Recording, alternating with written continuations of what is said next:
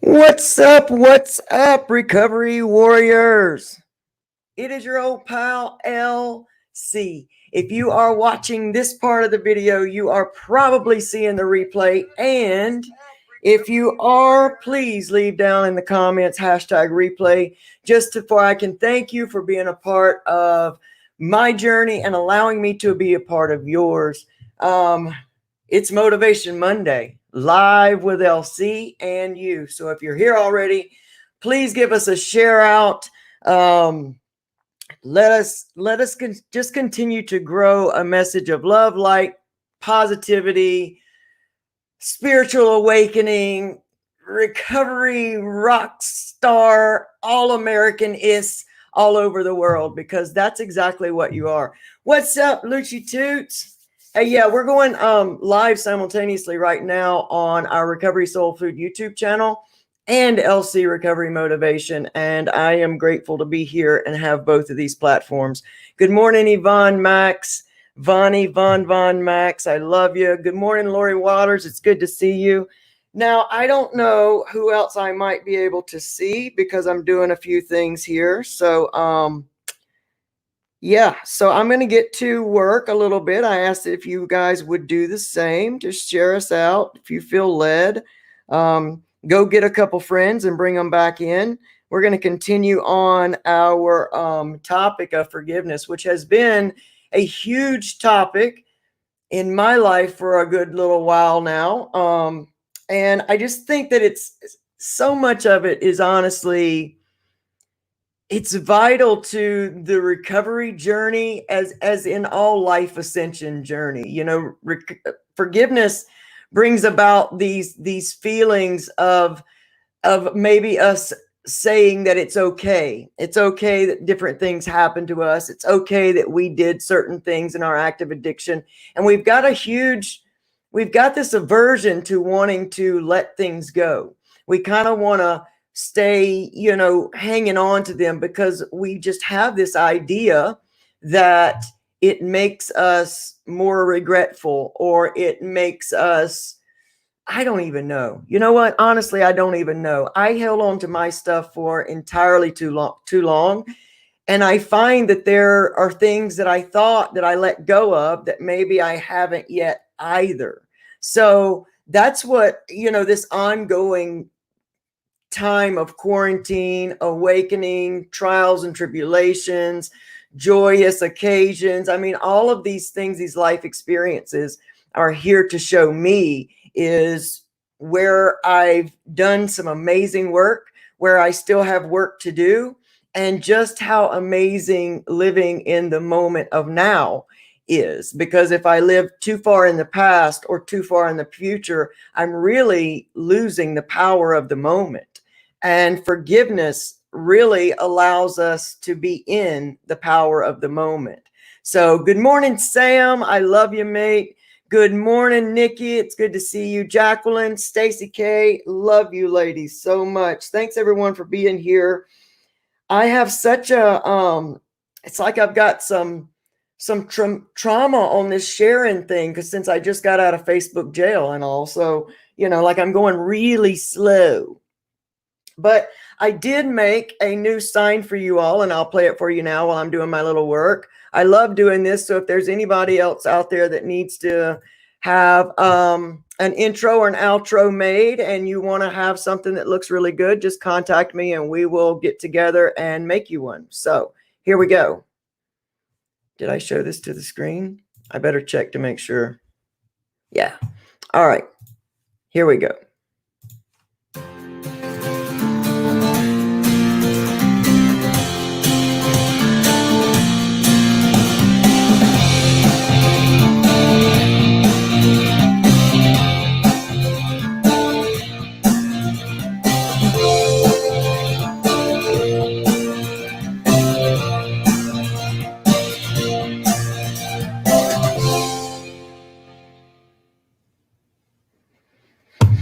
All right, I think that's good for now. So here we go.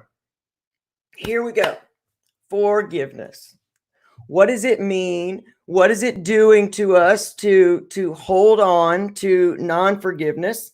And what does it mean in the grand scheme of our recovery? So I look at forgiveness in a way, I used to look at it in the way we were earlier discussing, to where if I let these things go, then I was saying that it was okay.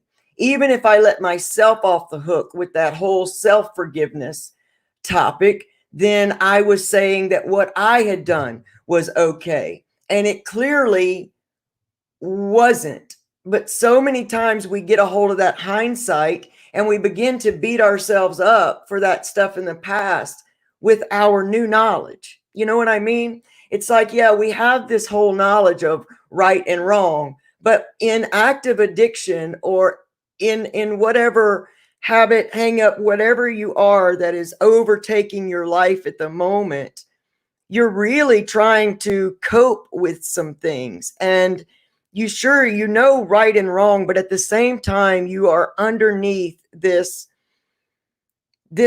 disease that is really taking over your entire life, your mindset, and you are now trying to survive in a foreign, disconnected world. And so we can't hold ourselves accountable for we can't hold ourselves accountable now for things we didn't know then.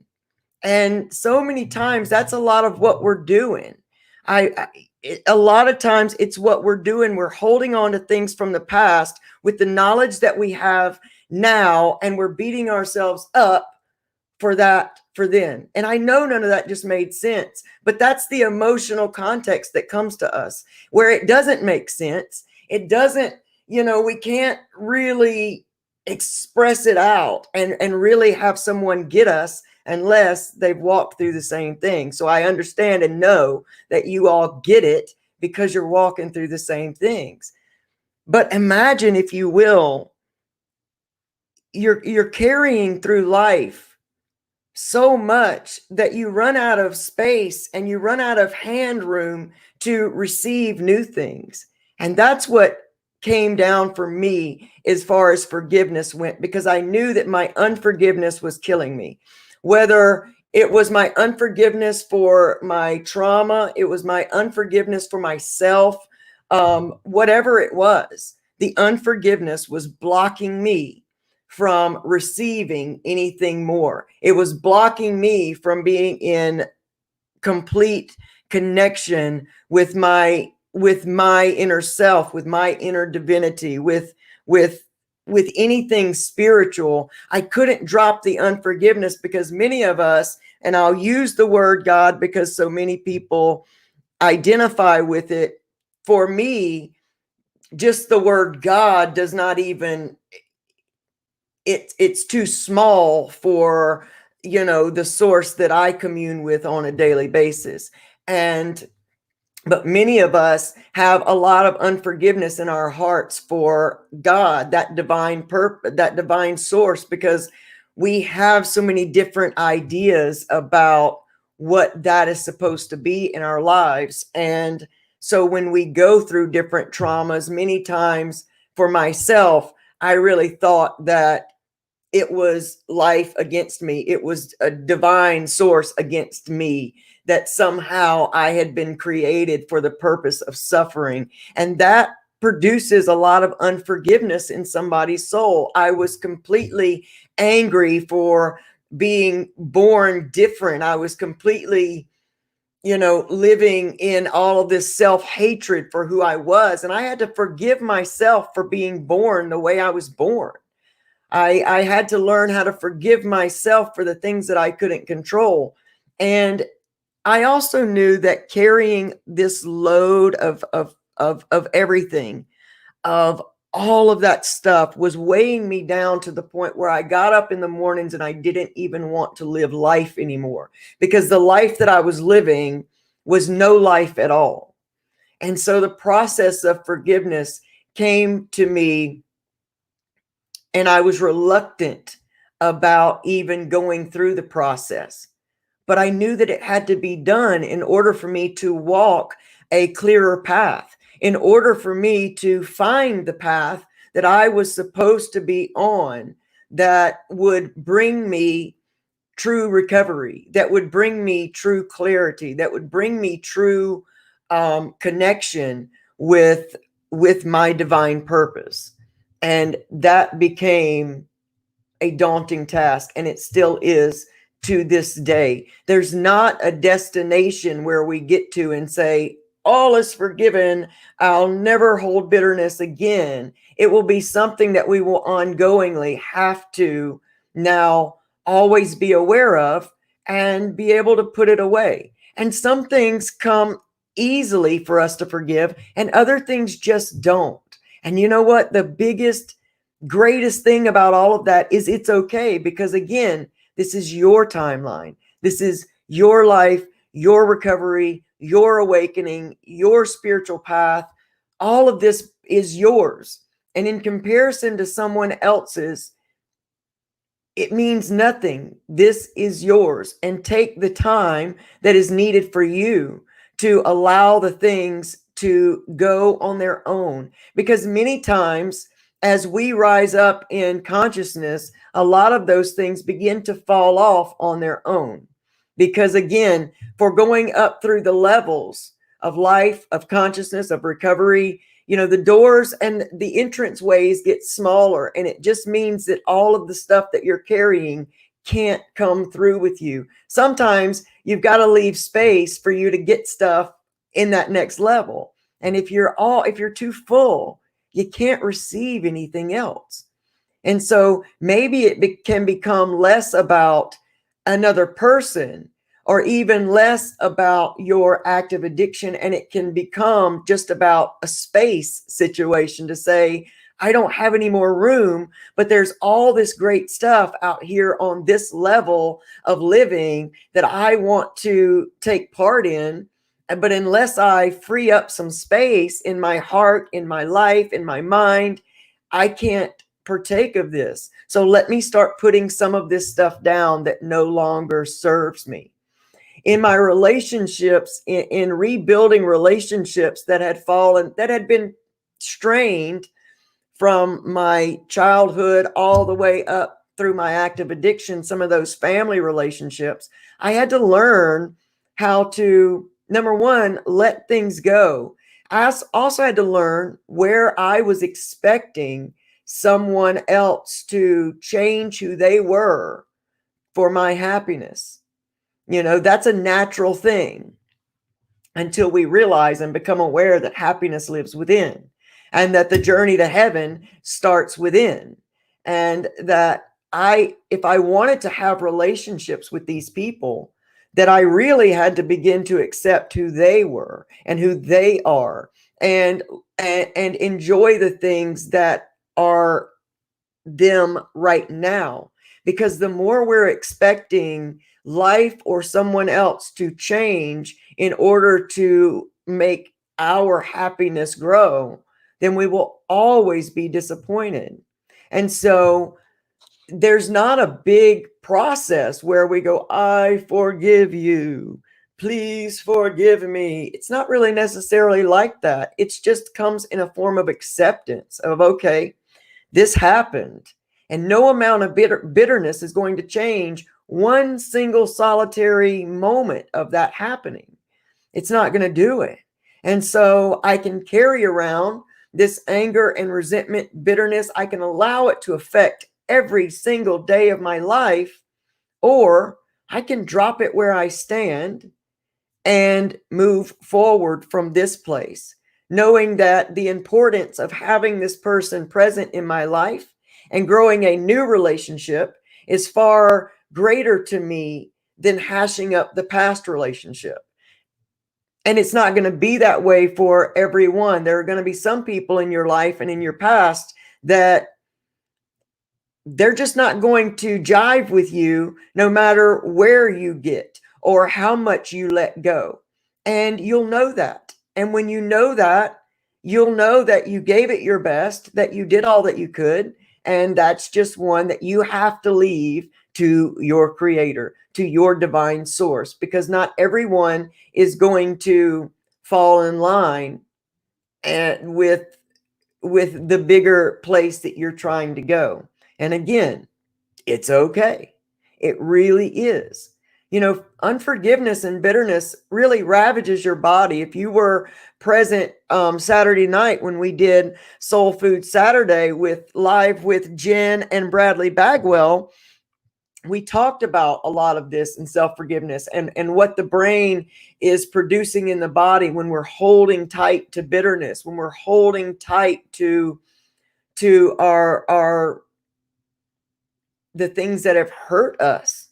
Honestly, the things that have hurt us, we build so much. We build an identity around those things because they were big, and they were big in our lives, and they happened. And you know, there's no way to deny the happening, but we have to learn to shift the weight, I guess, so to speak. You know, not everything we're going to just be able to let go and turn our back on and walk away from. Some of those things we have to redesign in our mind to see what they grew in us, to see that we don't have to continue to relive the negativity of the happening, but we can very much so gather the knowledge that allows us to experience what it did in us and for us moving in, you know, further down our path.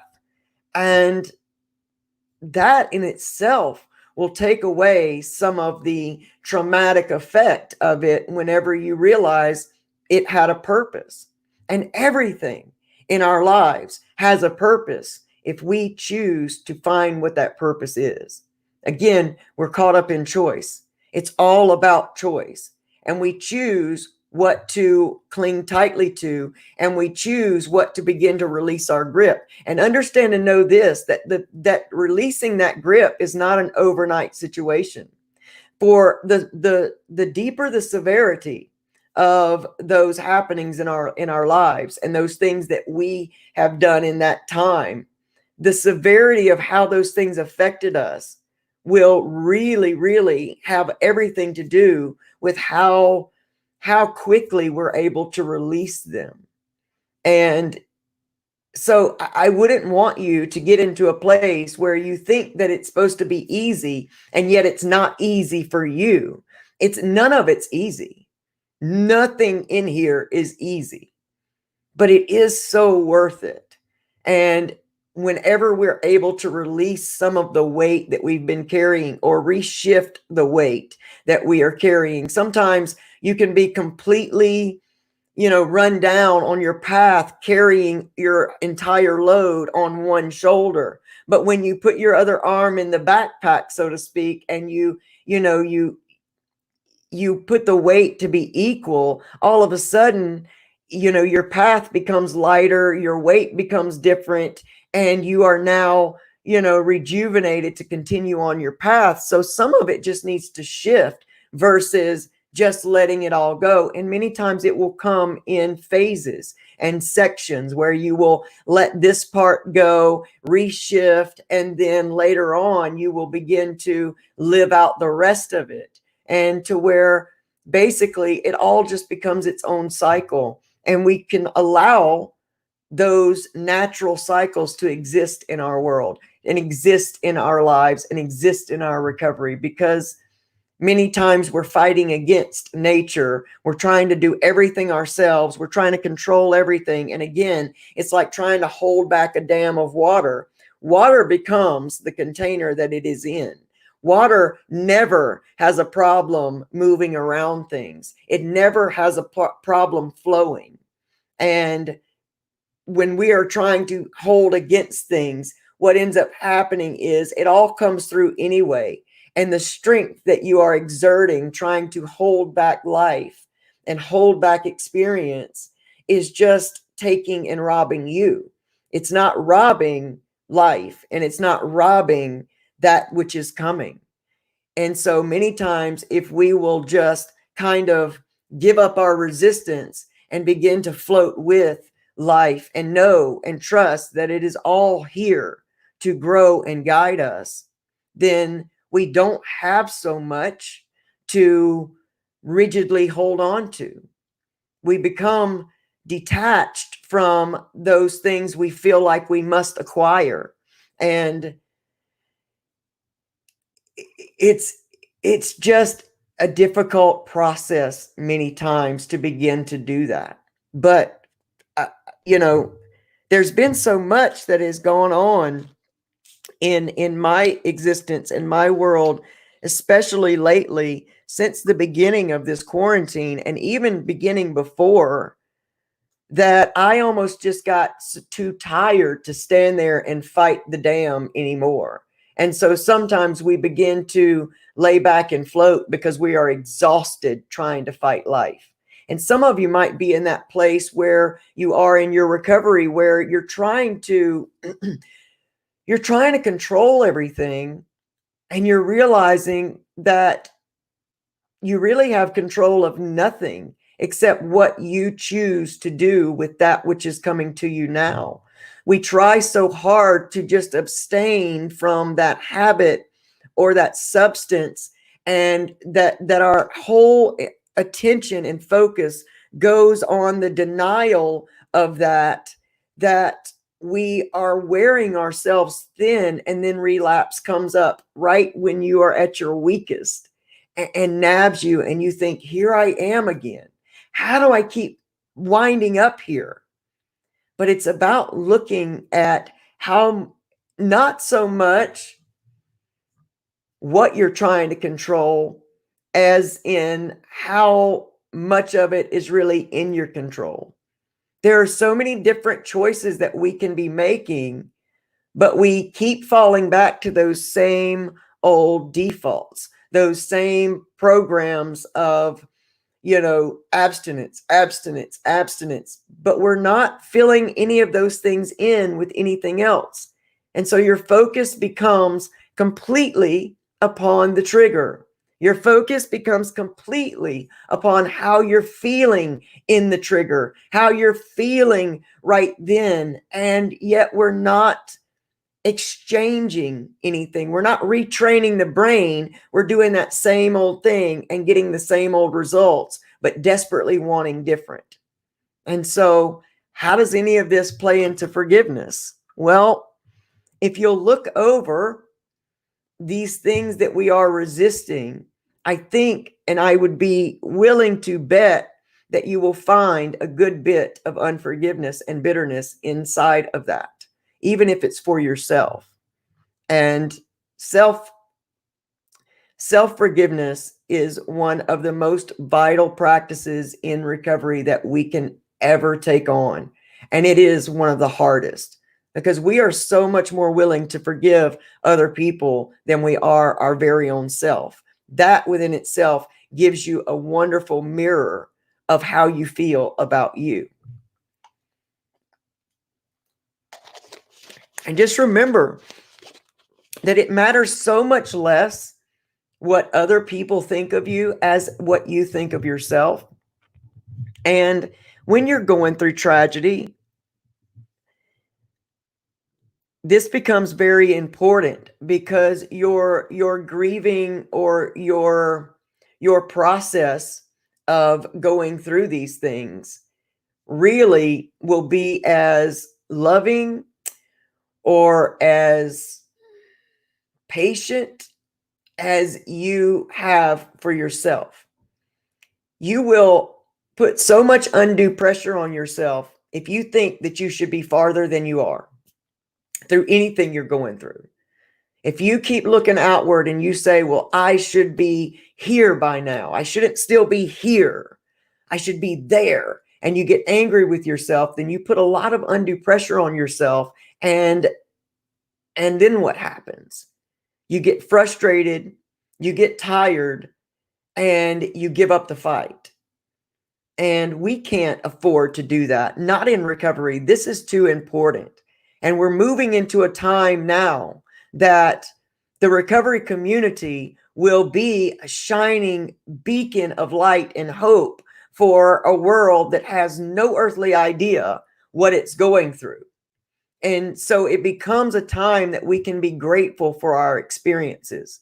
And that's another way that we can lend ourselves to forgiveness, is becoming grateful for the experiences that we've had, But until we start to begin to learn from them, we can't be grateful for them because we're still holding on to the what was did to me or what I did to someone else. And that puts up a resistance. It puts up a wall that blocks your being able to move through and become grateful. And so the process of forgiveness is small. And everything, as you already know, if you've hung out with me very long, everything begins in gratitude. And instead of us being unwilling to think about those things, because we get wrapped up in the positive thinking part. Well, that is so, it can be such a blurred line because yes, we need positive thinking. We need positivity. We've got to drown out negative with positive. We do, but we cannot be so, we can't let positive thinking take us into denial either, because we can't see where we truly are if we refuse to see where we truly are. Again, it's like Jim Rohn says, it's not about going out to your garden and staring at the weeds and saying, there are no weeds, there are no weeds, there are no weeds. It's about acknowledging that there are weeds, and yet that we can pull them up by the roots and replant something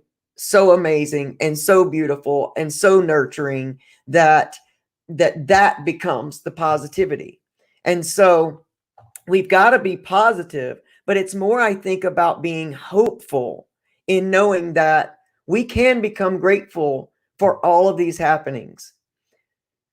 I have become grateful for the very trauma that held me in, just weighted me down with bitterness and unforgiveness for so much of my life. I now have come to a place where I'm grateful that I have learned to be able to connect with other people that have gone through the same things, to be able to have empathy for others that are going through their own trauma, even if it looks different than mine.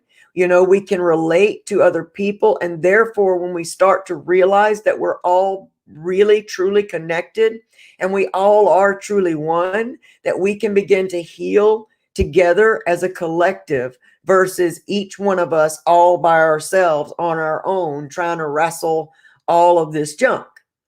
And so I'm grateful for that. It does allow me to connect with others.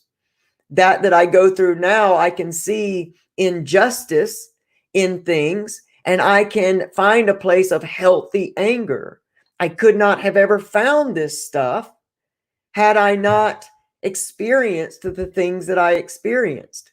And my process of forgiveness has allowed me to come to a place of healthy anger, not anger that tears me apart from the inside out or allows me to tear other people down, but allows me to fight for justice in an area where people are truly hurting. And to me, that's astonishing, because I only ever saw anger as a destructive emotion and really only ever thought I could be destructively angry. I never thought that I could get to a place of fighting for the underdog. But it takes an underdog to rise up, to know how to fight for other underdogs. And that's what we are in this collective community. We've been counted out. We've been called, no good. We've been called ruined. We've been called had so many labels placed on us that now, underneath all those labels, we're doing this amazing healing, and we are rising from the ashes to become this monstrous healing community. And it takes each and every one of us. So if you think that your part in all this is small, it's not. Every one of us lends to the collective of a whole, and we are healing a world, not just a life, not just one city or one. We're healing the world as a whole. This is a new energy we're going through. We are moving into this energy. There's so much happening right now in the atmosphere that I know that a lot of you are feeling frustrated, that you might be having bouts of depression, that you might be having triggers of either using or past trauma or, any of those things, that this is just a real upheaval of a time right now. But it is because there is so much getting ready to be birthed in you and in us as a collective, that what's happening right now is we are identifying what we need to forgive and let go, what we need to forgive in certain stages, what we need to completely let be left in this level to rise to the next. And that is people think that a spiritual awakening is all unicorns and rainbows. And in fact, when you are tearing down old belief systems to build up new belief systems, it's very shaky. It really makes your security kind of go, wait a minute, I thought that I had this right, or I had this correct, or I thought, and you did for that stage of life. But thus is life. We are constantly evolving. And this is a time to do that. Nothing that's happening right now is happening by accident. And you can come to know that in your life as well, that nothing is happening to me right now. It's actually life working through me. It is life building in me a foundation for me to move forward into my divine path. And you will begin to see how truly connected that you truly are to that creative source, that divine creator of worlds source that has always lived in you. There's not a separation and we're moving into that plane where we know now that there is not a separation between divinity and us, that it is all connected and one, and that we have the power of choice inside of us to choose this day what we will continue to move forward with and what kind of needs to stay right where we are now. And it can be very sad to let go of some of that energy and the happenings that you've held on to for an entire life. That within itself has become an identity. My identity was abused child. My identity was nobody wanted me. My identity was neglect. My identity was addict. My identity was weirdo, gay or transgendered. My identity I found in all of those happenings. But today my identity I find in who I am created to be and in communion with my own divinity. And that allows me a strength to be able to handle, grow, and thrive in every situation that comes into this life. Remember, it's not about stopping the storms. It's about becoming stable in every storm of life. Life is life is life.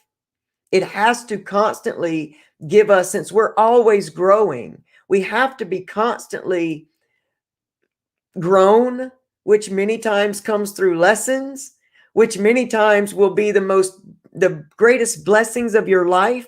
But in the time that you're going through it, you may be going, what in the hell is happening? What is going on in my life? And so it's about gaining that foundation and that footing. And in order to do that, you've got to be able to accept what has happened, and to be able to just look at it and say, I lived through this. This happened to me. Before I was able to even decide for myself, someone decided for me. And I'm going to use it for the betterment of my life and the betterment of the world around me and humanity as a whole. That way, I take the power over this. I write the story. I am the author of my story.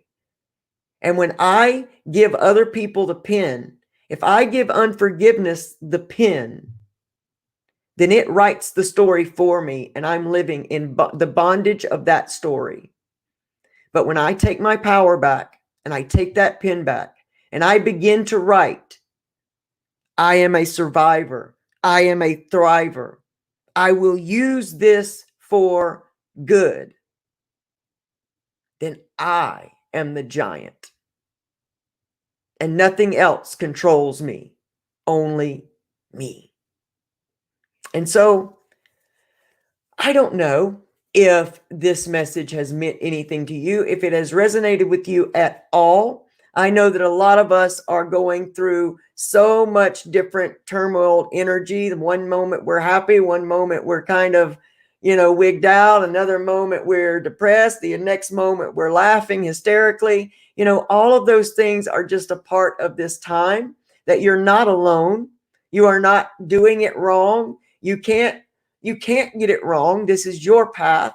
And if you keep just moving forward towards your greater good, your evolving, your growth, your spiritual growth, and if you'll trust that you're not alone on this journey, and that if you could see who walked with you every day, you would walk so, confident, because you are protected and you are not ever alone, and that you can call on that higher power to assist you in any and everything that you're going through today. And you don't have to fill it with desperation. Ask for that divine guidance through that forgiveness process. There is guidance here for us. We just have to connect with it and be willing to do exactly what it asks us and calls us and pulls us to do. Pain pushes until vision pulls. And out of the pain of your past comes the vision for your future and your right now. And don't think that it doesn't happen for you. It's like that for all of us. It's our choice to see it. And so I pray that some of this has resonated with you. And if it has, then feel free, please, to share this message out. If it hasn't, then take what has and leave the rest. This is all of this is collective. There's many souls here. So what might be for one might not be for another, and that's all good. And so, but know that I love you. I truly, truly do. I enjoy spending this time with you. I am working today on quite a few projects to get done, to get caught up, to get back with you guys on a podcast episode, and to get the Patreon videos back up and running for our subscribers. And just know that, I'm going through things as well, and we're all connecting together. I love you. I feel your energy. I am so appreciative of all your well wishes, your prayers, your positive light and energy. Your encouragement is beautiful to me. And I love each and every one of you. I send it right back out to you, and then some. Take that, take that, take that. But, God willing, I will see you guys for Winning Wednesday at 7:45 a.m. Wednesday morning. That's Eastern Standard Time. Until then, I love you. And you guys have an amazing, amazing Motivation Monday. All right. We'll see you guys Wednesday. Bye.